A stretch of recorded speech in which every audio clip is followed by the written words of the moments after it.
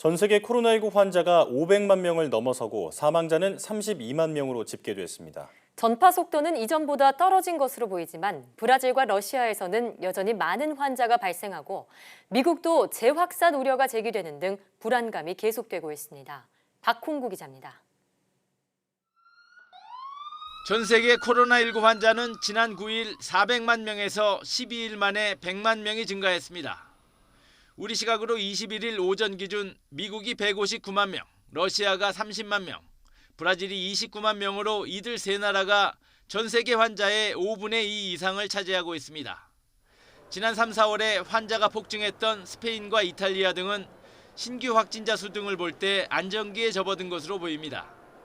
반면 브라질은 최근 3일 동안 하루 평균 17,000명 이상씩 환자가 발생하고 사망자도 하루 1,000명 가까이 나오며 폭증세를 이어가고 있습니다.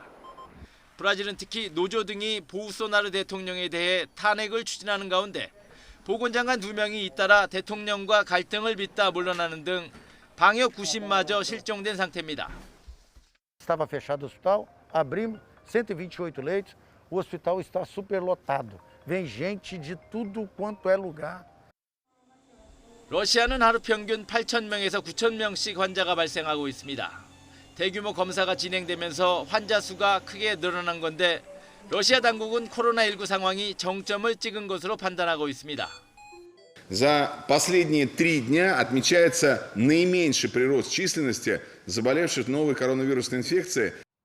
미국은 일부 확산세가 꺾이긴 했지만 봉쇄를 풀어달라는 주민들의 요구가 워낙 거세 50개 주 전체가 경제 재가동에 들어갔습니다. 하지만 하루 확진자가 아직도 2만 명에 이르고 있어 성급한 경제활동 재개는 재확산을 초래할 수 있다는 경고가 나오고 있습니다. That if some areas, cities, states, or what have you, jump over those various checkpoints and prematurely open up without having the capability of being able to respond effectively and efficiently.